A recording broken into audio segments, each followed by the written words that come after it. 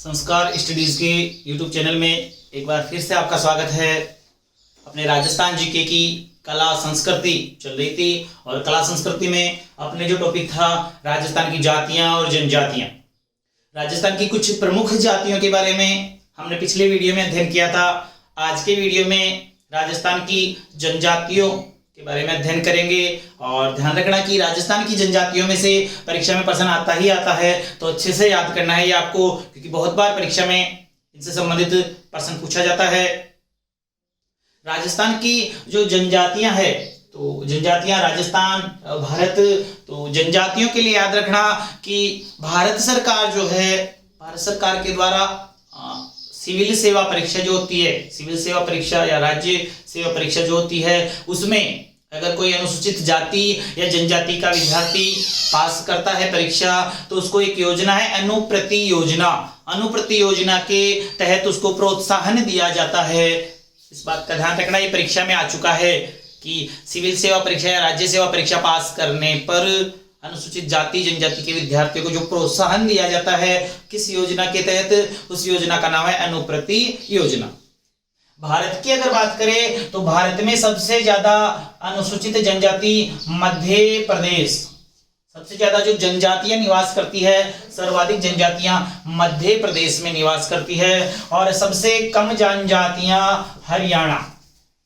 भारत में अगर प्रतिशत के हिसाब से जनजातियों की बात करें तो सर्वाधिक प्रतिशत जनजातियां मिजोरम राज्य में निवास करती है और सबसे कम प्रतिशत जनजातियां पंजाब में निवास करती है। यानी जो राज्य का कुल क्षेत्रफल है उसमें टोटल जो आबादी है, जनसंख्या, उसमें सबसे ज्यादा प्रतिशत कौन सी का है, तो मिजोरम में है जनजातियों का सर्वाधिक प्रतिशत, और पंजाब में जनजातियों का सबसे कम प्रतिशत पाया जाता है। जबकि सर्वाधिक जनजातियां पूछे वो मध्य प्रदेश में निवास करती है और सबसे कम हरियाणा में निवास करती है। इस बात का ध्यान रखना है आपको। अपने राजस्थान जीके है और राजस्थान जीके में राजस्थान की अगर बात करें तो राजस्थान में सबसे ज्यादा जो जनजातियां हैं वो उदयपुर जिले में, सर्वाधिक जनजाति उदयपुर जिले में निवास करती है और सबसे कम जनजाति बीकानेर में निवास करती है। इसके अलावा सबसे ज्यादा प्रतिशत की अगर बात करें, प्रतिशत जनजाति है वो बांसवाड़ा में निवास करती है और सबसे कम प्रतिशत की बात करें तो नागौर में निवास करती है। ये भी आपको याद रखना है, ये राजस्थान के लिए और ये भारत के लिए। राजस्थान में सर्वाधिक जनजातियों वाला जिला कौन सा है, तो उदयपुर। सबसे कम जनजातियों वाला जिला बीकानेर। सर्वाधिक प्रतिशत जनजाति वाला जिला है बांसवाड़ा और सबसे कम प्रतिशत वाला जिला है नागौर। यानी नागौर में कुल जो जनसंख्या है उस जनसंख्या में सबसे कम प्रतिशत पाया जाता है जनजातियों का, तो ये आपको याद रखना है।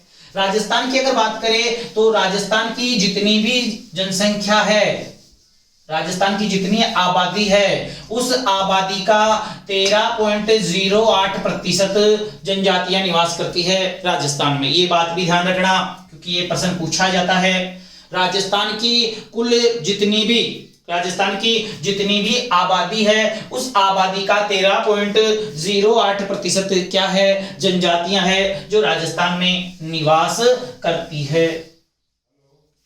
और कौन कौन सी जनजातियां निवास करती है, तो मुख्य रूप से जो प्रश्न पूछा जाता है परीक्षा में तो उनके लिए याद रखना है, तो मीणा जनजाति है, एक भील जनजाति है, एक गरासिया जनजाति, एक सहरिया जनजाति, एक डामोर जनजाति, एक कंजर जनजाति, सांसी जनजाति और कथोड़ी जनजाति। तो ये जनजातियां याद रखना जिनके बारे में हम अध्ययन करेंगे। ये राजस्थान में निवास करती है, राजस्थान में पाई जाती है ये सारी जनजातियां। अब कौन सी जनजाति सर्वाधिक कौन से जिले में, तो मीणा जयपुर में सर्वाधिक पाए जाते हैं, भील उदयपुर में सर्वाधिक पाए जाते हैं, गरासिया सिरोही जिले में सर्वाधिक निवास करते हैं, सहरिया बारां जिले में निवास करते हैं, डामोर डूंगरपुर में सर्वाधिक निवास करते हैं, कंजर हाड़ौती में निवास करते हैं, सांसी सर्वाधिक भरतपुर जिले में पाए जाते हैं और कथोड़ी जनजाति भी उदयपुर में पाई जाती है सर्वाधिक।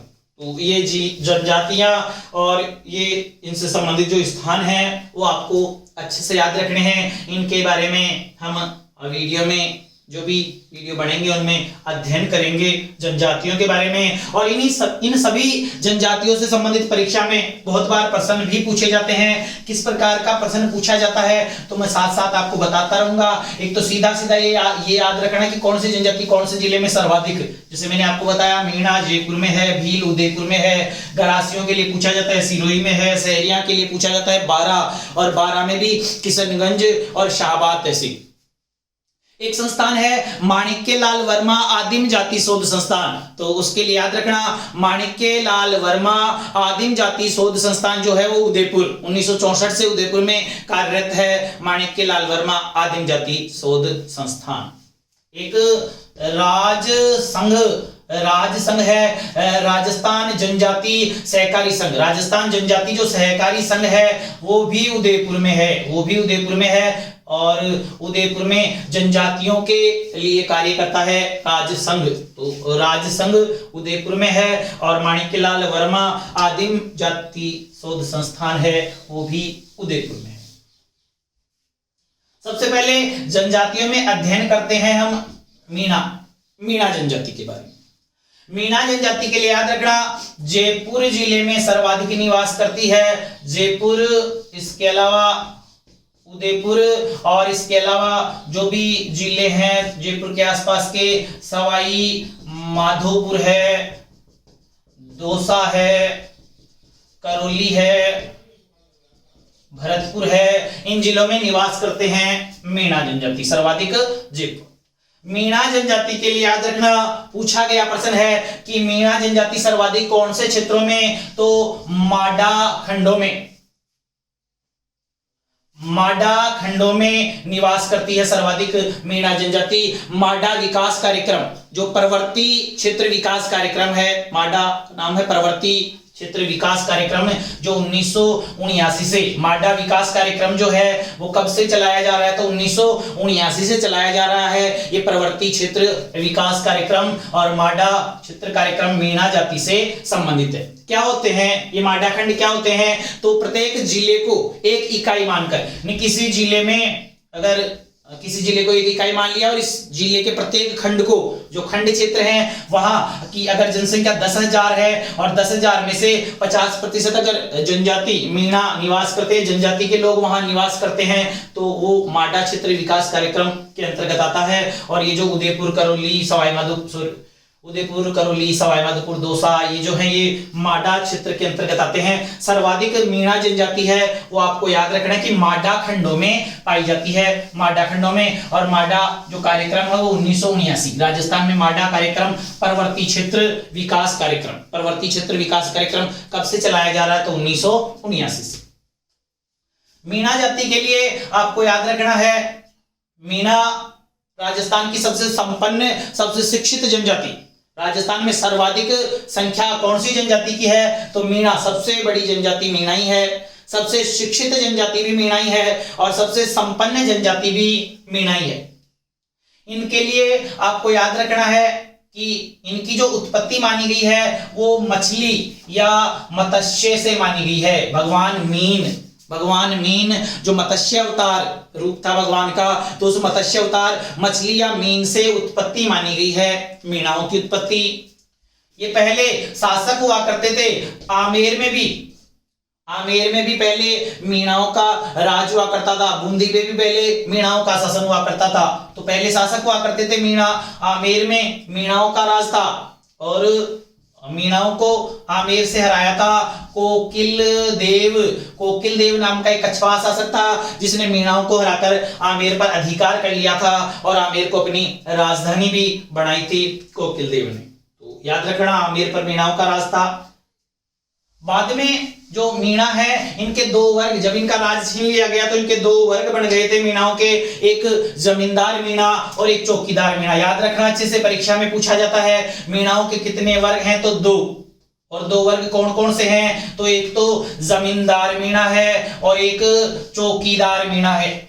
जमींदार मीणा यानी जो भूमि पर खेती करते हैं, पशुपालन, इनका मुख्य जो व्यवसाय होता है वो पशुपालन और खेती का कार्य होता है। और ये जो है ये रखवाली करते हैं, चौकीदारी करते हैं। चौकीदार मीणा रखवाली करते हैं और जमींदार मीणा मूल व्यवसाय इनका पशुपालन और कृषि का। इन दोनों में जो चौकीदार मीणा है वो अपने आप को ऊंचा मानते हैं। दोनों में दो वर्ग जो है जमींदार और चौकीदार, चौकीदार मीणा अपने आप को ऊंचा मानते हैं, ये भी ध्यान रखना। इसके अलावा मीणाओं के गुरु हैं जिनका नाम है मुनि मगन सागर। मुनि मगन सागर या मगर सागर भी उल्लेख मिलता है। मुनि मगन सागर या मगर सागर मीणाओं के गुरु माने गए हैं और इन्होंने एक रचना की है जिसका नाम है मीणा पुराण। मीणा पुराण ग्रंथ या इसको मीन पुराण ग्रंथ भी बोलते हैं। मीन पुराण या मीणा पुराण ग्रंथ लिखा है मगन सागर ने। और मगन सागर के इस मीणा पुराण ग्रंथ के अनुसार मीणाओं के कुल 5200 गोत्र, 24 खापे और 2 वर्ग हैं। इनके कुल कितने गोत्र हैं? तो 5200 गोत्र हैं मीणाओं के, 24 खापे और 2 वर्ग हैं। परीक्षा में ये वर्ग पूछे जाते हैं, याद रखना इनको। 2 वर्ग कौन कौन से? तो जमींदार मीणा और चौकीदार मीणा। जो 5200 गोत्र हैं उनको वर्तमान समय में गिनना मुश्किल ही नहीं, नामुमकिन है, यानी इनको गिन नहीं सकते। लेकिन इसका उल्लेख कहां मिलता है? मुनि मगन सागर के मीणा पुराण या मीन पुराण में मिलता है। अंग्रेजों के समय मीणाओं पर एक कानून लगाया गया था, जरायम पेशा कानून। जरायम पेशा कानून। और इस जरायम पेशा कानून के लिए याद रखना 1944 ये जो जरायम पेशा कानून है, इस जरायम पेशा कानून के तहत एक मीणाओं का एक बहुत बड़ा सम्मेलन भी हुआ था। जरायम पेशा कानून मीणाओं पर लगाया गया था और इस जरायम पेशा कानून के तहत मीणाओं का एक बहुत बड़ा सम्मेलन हुआ था नीम का थाना में। नीम का थाना सीकर में मुनि मगन सागर के नेतृत्व में। और उस सम्मेलन में इस जरायम पेशा कानून को हटाने की मुख्य मांग रखी गई थी। 1944 में सम्मेलन हुआ था, लेकिन देश के आजाद होने के बाद ही पूर्ण रूप से जो जरायम पेशा कानून है वो हटाया गया था। ये जो जरायम पेशा कानून था ये क्या था? तो मीणा जाति के लोग पहले चोरी करने का काम किया करते थे और इनकी चोरी को रोकने के लिए इन पर ये जरायम पेशा कानून लागू कर दिया गया। यानी इस कानून के तहत प्रत्येक मीणा स्त्री और पुरुष जो होते थे, महिलाएं और पुरुष जो होते थे, उनको थाने में जाकर के हाजिरी लगा के आनी पड़ती थी। और पैदल पैदल, थाने दूर दूर होते थे, थाने पर पैदल पैदल जाकर हाजिरी लगा करके वापस आएंगे। पूरा दिन उनका वैसे ही हो जाता था, परेशान हो जाते थे, तो फिर वो चोरी करने के लिए नहीं जा पाते थे। तो ये जरायम पेशा कानून परीक्षा में पूछा जा सकता है। कौन सी जाति? मीणा जाति से संबंधित है। और इसको हटाने के लिए बहुत बड़ा सम्मेलन हुआ था नीम का थाना सीकर। मीणा जाति के लिए याद रखना इनके जो परिवार होते हैं वो पितृ सतात्मक परिवार होते हैं। घर का मुखिया जो होता है वो पिता होता है। इनके जो परिवार होते हैं वो संयुक्त परिवार होते हैं। और पितृ सतात्मक घर का मुखिया पिता होता है। बहनोई, बहन का जो पति होता है, बहनोई जो होता है, उसका विशेष आदर सत्कार किया जाता है। कौन सी जाति में? मीणा जाति में बहन के पति का विशेष आदर सत्कार किया जाता है। मीणाओं के आराध्य जो देवता माने गए हैं वो बूझ देवता माने गए हैं। इनकी इष्ट देवी जीर्ण माता है। एक भूरिया बाबा, याद रखना भूरिया बाबा, गोमतेश्वर के नाम से जिनको जानते हैं, भूरिया बाबा गोमतेश्वर। तो ये गोडवाड़ क्षेत्र के जो मीणा हैं, गोडवाड़ क्षेत्र के मीणाओं के इष्ट देवता हैं भूरिया बाबा। और वहां के जो मीणा है वो कभी भी झूठी कसम नहीं खाते भूरिया बाबा की। तो भूरिया बाबा की झूठी कसम कौन नहीं खाते हैं? तो गोडवाड़ क्षेत्र के जो मीणा हैं वो कभी भी भूरिया बाबा की झूठी कसम नहीं खाते हैं। मीणाओं की इष्ट देवी जीर्ण माता, इष्ट देवता बूझ हैं। इनका जो मुखिया है वो पटेल, मुखिया क्या कहलाता है? पटेल इनका मुखिया कहलाता है। मीणा जाति का मुखिया क्या कहलाता है? तो पटेल कहलाता है। तो ये बातें याद रखना मीणा जाति के लिए। परिवार पितृ सतात्मक। इनमें जो विवाह होते हैं तो बाल विवाह का प्रचलन है। मीणा जाति में बाल विवाह का प्रचलन है और बाल विवाह होने के बाद जब वधु वयस्क होती है, वधु को पहली बार ससुराल भेजा जाता है, उसको बोलते हैं गोना। गोना या मुकलावा।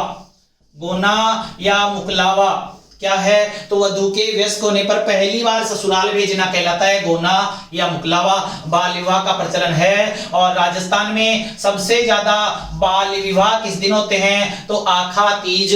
आखा तीज के दिन राजस्थान में सबसे ज्यादा बाल विवाह होते हैं। मीणा जाति के लिए याद रखना कि आमेर आजादी से पहले तक जयपुर के जो भी शासक हुआ करते थे, उनके जो राज तिलक किया करते थे वो मीणा जाति के लोग ही किया करते थे। जयपुर के शासकों के राज तिलक। गोना या मुकलावा, वधु के वयस्क होने पर पहली बार ससुराल भेजना। मीणाओं में जो रिश्ते करवाने वाला व्यक्ति होता है उसको कहा जाता है बढ़ालिया। बढ़ालिया कौन होता है? तो रिश्ते करवाने वाले व्यक्ति को कहा जाता है बिचौलिया, जिसको अपनी भाषा में बोलते हैं उसे कहते हैं बढ़ालिया। एक होता है गोरन, तो मित्रों या सहेलियों का समूह। मित्रों या सहेलियों का जो समूह होता है उसको बोलते हैं गोरन। एक होता है छेड़ा फाड़ना। छेड़ा फाड़ना ये परीक्षा में बहुत बार आ चुका है और इसका अर्थ होता है तलाक। ये सभी जितनी भी जनजातियां हैं आदिवासियों में, सभी आदिवासियों में प्रचलित है छेड़ा फाड़ना। मीणाओं में नहीं, जो भील है, गरासिया है, सहरी है, सभी में प्रचलित है छेड़ा फाड़ना। परीक्षा में बहुत बार पूछा गया है छेड़ा फाड़ना क्या है, तो इसके लिए याद रखना तलाक। तलाक को ही कहा जाता है छेड़ा फाड़ना।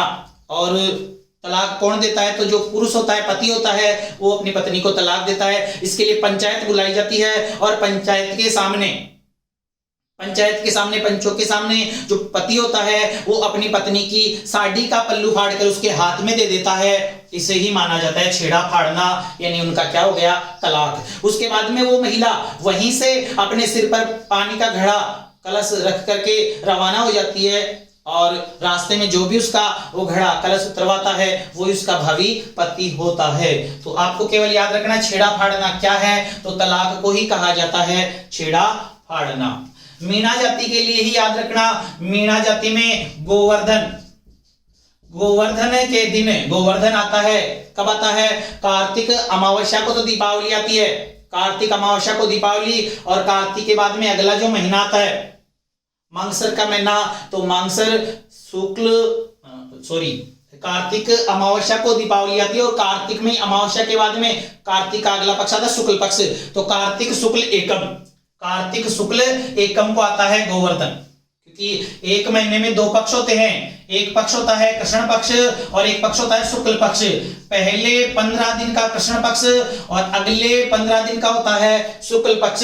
तो कार्तिक के महीने में पहले कृष्ण पक्ष के 15 दिन आ गए और कृष्ण पक्ष में जो अमावस्या आती है उसको दीपावली आती है। उसके बाद में शुक्ल पक्ष, कार्तिक शुक्ल एकम को गोवर्धन आता है। और गोवर्धन के दिन मीणा जाति के लोग अपने हथियारों का प्रयोग नहीं करते हैं, क्योंकि ये इस दिन अपने पूर्वजों का क्या निकालते हैं? श्राद्ध। अपने पूर्वजों का श्राद्ध निकालते हैं मीणा जाति के लोग। तो ये भी आपको याद रखना है। छेड़ा फाड़ना आपको बता दिया, तलाक को कहा जाता है छेड़ा फाड़ना, ये भी आपको याद रखना है। इसके अलावा मीणा जाति में अलग अलग और विभिन्न भागों में इस जाति को बांटा गया है। पहले जिस प्रकार से वो व्यवसाय करते थे, ये व्यवसाय के आधार पर किस प्रकार से इनको बांटा गया है, तो व्यवसाय के आधार पर एक तो चौथिया मीणा, एक चमरिया मीणा,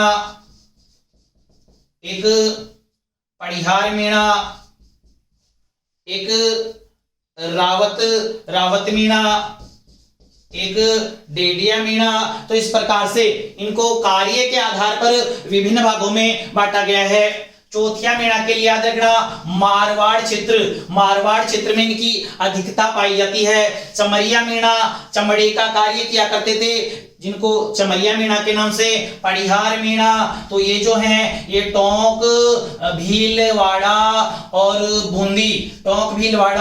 बूंदी में पाए जाते हैं। रावत मीणा अजमेर में पाए जाते हैं। और जो डेडिया मीणा है ये गोडवाड़ क्षेत्र जो है वहां पर पाए जाते हैं डेडिया मीणा। गोडवाड़ लूणी नदी का जो प्रवाह क्षेत्र है, जालोर है, बाड़मेर है, पाली है, जो भाग है वो गोडवाड़ क्षेत्र के नाम से जाना जाता है, लूनी नदी का प्रवाह क्षेत्र, और वहां डेडिया मीणा, रावत मीणा, अजमेर, परिहार मीणा, टोंक, भीलवाड़ा, बूंदी, चमरिया मीणा चमड़े के कार्य में संलग्न, और चौथिया मीणा सर्वाधिक मारवाड़ में। एक उजला मीणा और मेला मीणा, तो जो मांसाहारी होते हैं वो मेला मीणा, जो मांसाहार का सेवन नहीं करते वो उजला मीणा कहलाते हैं। तो ये कार्य, उनकी स्थिति के बारे में अलग अलग भागों में बांटा गया है। ये इसलिए बताए हैं क्योंकि ये प्रश्न परीक्षा में आ चुका है आपके। परिहार मीणा टोंक, भीलवाड़ा और बूंदी में पाए जाते हैं, ये याद रखना। और रावत मीणा जो है वो अजमेर में पाए जाते हैं, ये भी आपको याद रखना है। मीणाओं का जो मुखिया होता है वो पटेल होता है, मीणा जाति का मुखिया पटेल होता है, और वधु के वयस्क होने पर पहली बार ससुराल भेजना कहलाता है गोना या मुकलावा। एक संस्कार याद रखना, मोरनी मांडना, मोरनी मांडना संस्कार। तो ये मोरनी मांडना संस्कार कौन सी जनजाति में प्रचलित है? मीणा जनजाति। मीणा जनजाति में ही विवाह से संबंधित एक संस्कार होता है, विवाह का संस्कार, जिसको बोलते हैं मोरनी मांडना। एक याद रखना, केला देवी, केला देवी का जो मंदिर है वो करौली में है, और करौली में केला देवी के मंदिर में मीणा जाति के भक्तों के द्वारा नृत्य किया जाता है और गीत गाए जाते हैं, लांगुरिया गीत। लांगुरिया गीत कौन से मेले में? तो केला देवी के मेले में, करौली में मीणा जाति के जो केला देवी के भक्त होते हैं उनके द्वारा लांगुरिया गीत गाए जाते हैं। और मोरनी मांडना संस्कार विवाह से संबंधित संस्कार माना जाता है जो मीणा जाति में प्रचलित है। मीणाओं के लिए याद रखना एक नेजा, नेजा। तो नेजा नृत्य मीणा जाति का ही नृत्य है, नेजा नृत्य। एक है बम रसिया, बम रसिया, बम रसिया भी नृत्य है, भरतपुर में प्रचलित है। और रसिया वालम इस समय गीत गाए जाते हैं, तो रसिया वालम गीत भी मीणा जाति से संबंधित है, बम रसिया। नेजा नृत्य मीणा और भील, मीणा और भील जातियों में प्रचलित है नेजा। और नेजा जो है ये राजस्थान का एकमात्र खेल नृत्य है। नृत्यों के टॉपिक में मैंने आपको इसके बारे में अच्छे से बताया था। राजस्थान का एकमात्र खेल नृत्य नेजा, राजस्थान का ऐसा नृत्य जिस पर डाक टिकट जारी हो चुका है। नेजा मीणा और भील जाति में प्रचलित है, और इस नृत्य में नृत्य नहीं किया जाता, एक खेल खेला जाता है। गांव का जो चौक होता है उसके बीच में एक खंभा गाड़ देते हैं, खंभे के ऊपर नारियल बांध देते हैं, और एक तरफ महिलाएं छड़ियां लेकर के खंबे के चारों तरफ खड़ी हो जाती है, एक तरफ पुरुष लाइन से खड़े हो जाते हैं, और जैसे ही ये नृत्य शुरू होता है, खेल शुरू होता है, पुरुष दौड़ करके आते हैं, खंबे पर चढ़ने का प्रयास करते हैं नारियल को लेने के लिए, और महिलाएं छड़ियों से उनकी जोर जोर से पिटाई करती है। जो पुरुष मार सहन करता हुआ खंबे पर चढ़ जाता है, नारियल ले लेता है, वो ही इस नेजा नृत्य का विजेता घोषित किया जाता है। तो ये याद रखना। मोरनी मांडना के लिए याद रखना, परीक्षा में बहुत बार पूछा जा चुका है ये मोरनी मांडना जो मीणा जाति में प्रचलित। इसके अलावा मीणाओं में एक याद रखना, इनका प्रयाग, मीणा जाति का प्रयाग, मीणा जाति का जो प्रयाग कहलाता है वो कहलाता है रामेश्वरम, रामेश्वरम धाम। और ये जो रामेश्वर धाम है, रामेश्वर धाम सवाई माधोपुर में है, सवाई माधोपुर में है रामेश्वर धाम। इस रामेश्वर धाम जो सवाई माधोपुर के खंडार क्षेत्र में है, इस रामेश्वर धाम को ही कहते हैं मीणा जाति का प्रयाग। यहाँ रामेश्वर धाम पर 3 नदियों का संगम होता है, एक चंबल नदी, एक बनास नदी और एक सीप नदी। ये भी याद रखना आपको अच्छे से। सवाई माधोपुर के खंडार क्षेत्र में जो रामेश्वर धाम है वहां चंबल, बनास, सीप नदियों का संगम होता है, और इसे मीणा जाति का प्रयाग कहते हैं।